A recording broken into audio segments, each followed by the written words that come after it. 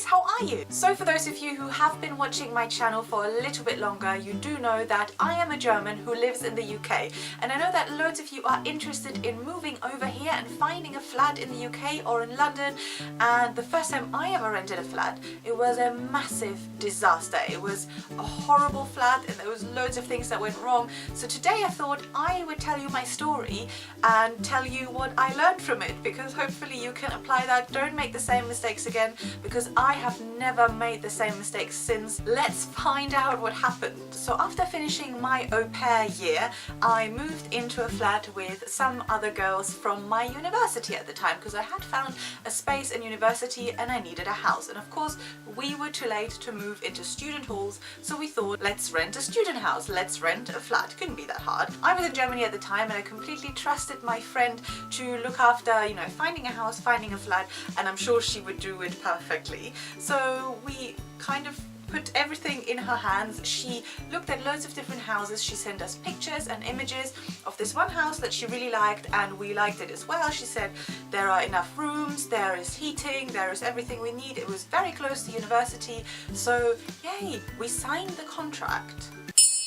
So a few weeks later I arrived with my suitcases ready to live in my first house ever in London, and of course I was really excited because I was going to move in with my friends from university, and I had seen the photos online and it looked really cool, and I was excited about my room because it was massive with a big English bay window, and I couldn't wait to get started and decorate everything.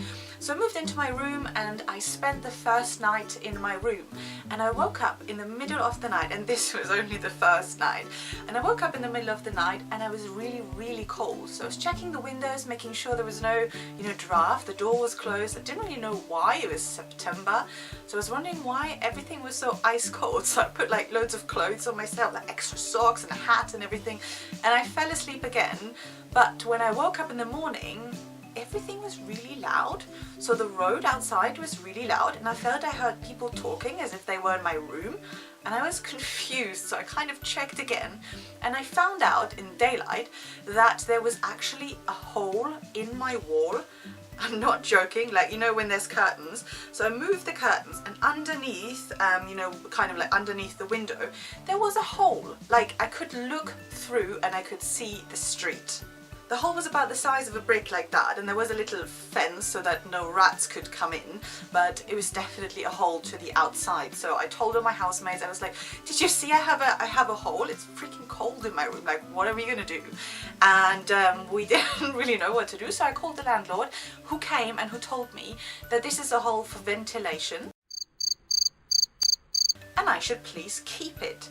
I didn't keep it. I covered it with loads of foil and everything's like isolation stuff, because I was freaking cold and I didn't want to spend a fortune on heating either. Next thing we noticed is that our bath and our shower leak onto the room below.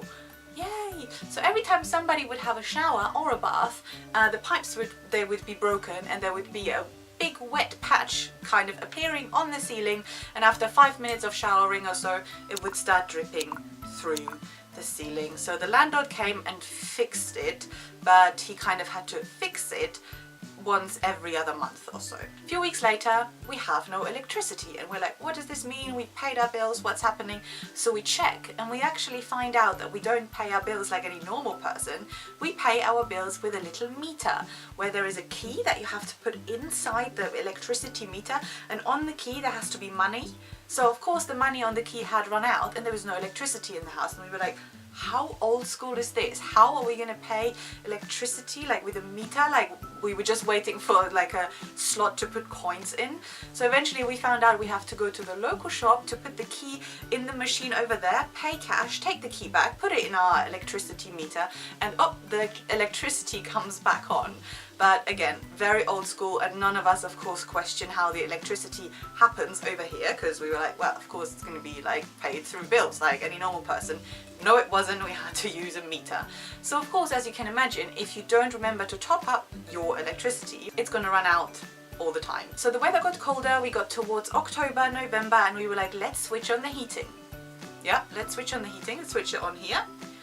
Let's wait until it's warmer. Let's wait until it's warmer. Let's wait another hour, another 2-3 hours. Nope, still cold, must be broken. Landlord comes, No, it's not broken, it's working perfectly. Great! So our heating was so bad, and I'm not joking, that inside the house was sometimes colder than outside the house. So that was whether we had the heating on or not, because the house was so badly insulated or isolated, you know what I mean, like heat could just get out, that whether you had the heating on or not, it pretty much didn't matter. It was just ice cold. Now, we were 5 girls and we went to bed, I'm not joking, with a hood, a hat, gloves, extra thick socks, jogging bottoms, like a really heavy jumper, and some of us had like 2 blankets or duvets on top. So as you can imagine, with there being no heating at all, during the winter months, mold started to appear. How much? Massive amounts of mold behind every wardrobe that you can imagine, behind every little desk, underneath the beds, on the mattresses, and of course we only slowly realized that. So you can smell mold and it smells disgusting. So imagine our whole house smelled like that. By January we had discovered that our living room completely sort of started growing mold in all of the corners, and by the end of January it was so disgusting to be in that living room that we just closed the door and we never went inside. We wondered if it just had fallen off the house, but we just really didn't want to be there anymore. It probably wasn't very good for our health. We tried to remove it, we used some mold remover. Again, we complained to the landlord, but he said, it's your fault because you have covered the ventilation. Remember? Ventilation, hole in the wall. So again, that we didn't really have a leg to stand on at the time, just trying to live with it and remove the mold. And months got a little bit warmer, and that was the time we noticed that we were being bitten, and we had scratches and itches everywhere, and they were really uncomfortable. Much more uncomfortable than mosquito bites. I know you're thinking, well, that's okay because it must have been fleas, and fleas are easily to get rid of. No, it was freaking bed bugs. I discovered one of them on my bedside table just crawling there, and I took a photo and I googled it, and we found out it's bed bugs. And by that time everything made sense, because the bites, they were itching and hurting and we were bleeding and there was like blood stains in our beds because of the bed bugs. So again, that was the point where I completely lost it. I started crying. I was like, I don't want to be in this house anymore. Biggest mistake to live here, like I want to leave. So I left. I lived for about 2 weeks in my au pair host family that kind of like took me on, because I was such a mess and I was like, this is disgusting, I don't want to be there anymore. So we called a chemical bug killer person who came and de-infestated the whole house. But we still had a few months to go. Our contract hadn't run out. We still had to live there for another 3 or 4 months, and we had mold everywhere. We just survived the bed bugs. It was still a bit cold. We didn't have a living room anymore because it probably had fallen off the house by then. So we decided to call Environmental Health, which is a public institution that comes and looks at your house and tells your landlord, this is not good living conditions, change it, help the girls.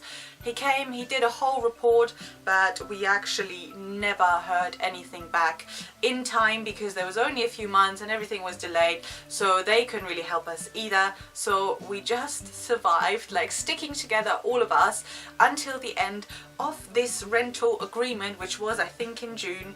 And believe me, the day I left, I drove away in the car with everything packed. I was swearing to myself, I'm never going back to this place ever. I drove away with my middle finger high up in the air to my landlord, who was standing outside watching, and I was like, I'll see you later. Not. So that was a fun story. There are a few things that I learned from this which you need to apply when you come to England as well, and when you look for a house. So number 1, if there is a slight hint of fresh paint, double check 3 or 4 times if there can be mold anywhere. Take someone with you who has smelled mold before, and that person will be able to tell you whether or not you're renting a damp flat or house. Check the electricity. Make sure that you're not, paying electricity on a meter. Make sure that you're paying it on a, normal bills. And of course, check the mattresses. See that they're new and fresh mattresses. don't use any old ones because that's how we got our bed bugs. And finally, have a look in the bathroom. See underneath the bath and around the toilet if everything is just kind of covered or if it's well done, because otherwise you're going to fall through the ceiling with your bathtub. And last but not least, it's important for you to know that rent in the UK, and especially in London, is double the price than in Germany. Whether you're watching from Germany or from any other place in the world, if you know a little bit about rent prices, London is very, very expensive. And if you're watching from Germany, which most of my viewers are, I think, you have to calculate exactly or more double the amount of what you're paying in Germany. Now, all of this sounds really horrible and you're like, Sandy, why are you living over there? Because I love it, and London is freaking exciting. It's the most amazing and international and exciting city I've ever been in, and I do want to be here, so I don't mind paying a bit more rent and just paying very, very good attention when I rent a flat. I've lived in like 6 flats since then, so I like to think that I'm an expert now. Alright, so that's it for my video today. I hope you enjoyed this story, or I hope at least that it helps you of when you're renting a flat over here for the next time or for the first time. Leave me a comment down below. Let me know about your experiences in your country, about the most horrible place that you ever lived in. I can't wait to hear all of your stories and comments. And of course, please subscribe to my channel. That would be really cool. I do make new videos every week, Wednesday or Thursday. And if you follow me on social media, we can have a chat. Twitter, Facebook, Instagram, Periscope, any of these would be awesome. I'm looking forward to hearing what you have to say. We will speak next week, I'm sure. Bye.